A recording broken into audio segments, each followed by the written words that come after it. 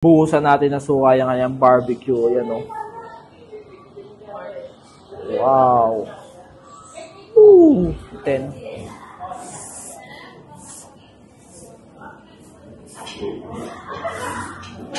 Mga chong, alam nyo bang may kainan na mura, masarap at swak sa lahat? Filipino food na pang solo, pang barkada at pang pamilya? Oo, tama kayo nang narinig dahil dito sa Manong Barbs nagsiserve sila ng iba't ibang klaseng pagkain na budget meal nga. Katulad nitong chicken chops na may iba't ibang sauces na for only 99 pesos lang. At meron din silang meaty canton na sobrang lasa. At ang hindi mawawala na pork barbecue na talaga namang nanunuot ang lasa sa bawat kagat. At hindi rin magpapahuli yung bago nga sa kanilang menu ang mango kani salad with roasted sesame dressing na napakabalanse ng lasa. At dito nyo nga lang yan matitikman sa Manong Barbs na matatagpuan nyo lang sa gilid ng SM Rosario, Cavite. Open sila dito ng 11 AM hanggang 8 PM. At so yun nga mga chong, at nandito nga tayo ngayon sa Manong Barbs para nga tikman yung mga pinagmamalaki nila dito na pagkain ng mga pang budget meal nga. At hindi lang pang budget meal pwede rin siyang pang estudyante, pang barkada, pang pamilya, yan, no? Lahat na yan. Dito lang yan sa Manong Barbs. For as low as 99 pesos lang ay meron ka na ditong rice meal at ayan nga, chicken chops sila mga chong, ayan, no?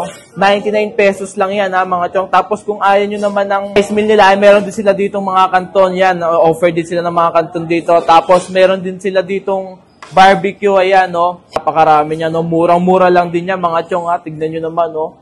Laman talaga yan, no?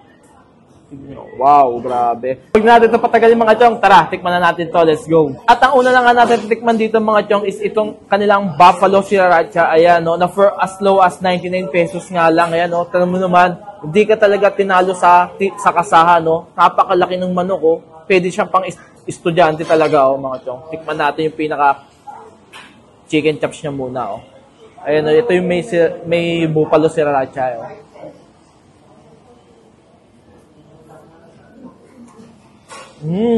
Grabe, sarap Tapos, tignan nyo naman, napaka-juicy niya inside, Hindi siya yung dry na dry, Sarap, tapos yung buffalo tsaka yung sriracha talagang malalasahan mo. Tapos, hindi siya ganun kaanghang, saktong-sakto lang yung pagkaanghang niya. Tapos may konting sweet saka pa rin na malalasahan, kaya hindi ganun ka-overpower nung anghang nila dito. Tama-tama lang, sarap.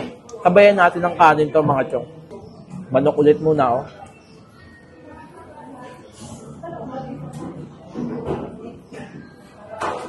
Tapos kanin, Grabe, ang sarap ng pagkain dito sa Manong Barbs.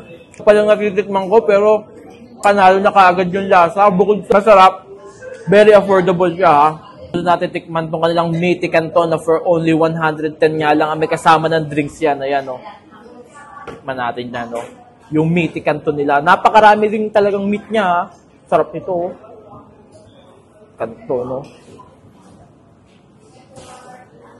Tikman natin.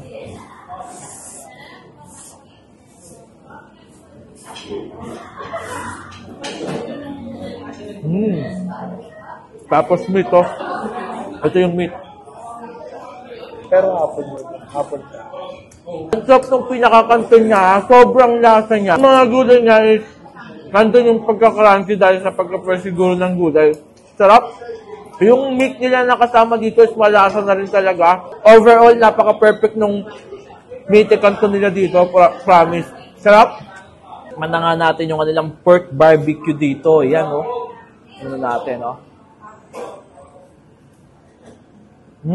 Wow. Napakalambot. Kaya hindi na kayo magtataka kung bakit ito yung bestseller nila dito dahil sobrang lambot at napaka-juicy rin, Tapos sobrang lasa niya. Alam mo yung may kakaiba sa lasa sa pinaka-barbecue niya na hindi mo ma-explain yung lasa. Pero ang sarap, Grabe. Tapos lambot, Wow. At maganda dito is puro laman siya, wala siya masyadong taba. Ang pinakataba niya is yung dulo lang, Wow. Kaya hindi na ako magtataka kung bakit ito yung isa sa mga pinaka-bestseller ng Manong Barbs dahil sobrang sarap at sobrang sulit, At so yun nga mga chong, natikman ko na nga lahat ng pinagmamalaki nila dito sa Manong Barbs. Ang masasabi ko lang ay sulit at very affordable lahat dito ha. Dahil for only 99 pesos lang talaga namang mabubusog ka na. So paano mga chong, dayuhin nyo na nga sila dito sa Manong Barbs dito sa Rosario, Cavite. Meron din silang iba't ibang klaseng branch sa Kawit, sa Imus at dito nga sa Rosario. Kaya sa lahat ng Manong Barbs, puntahan nyo na sila. So paano mga chong, hanggang dito na muna to ha. Pupunta na muna ako. Hanggang sa muli. Salamat sa panonood. Paalam. Bye-bye!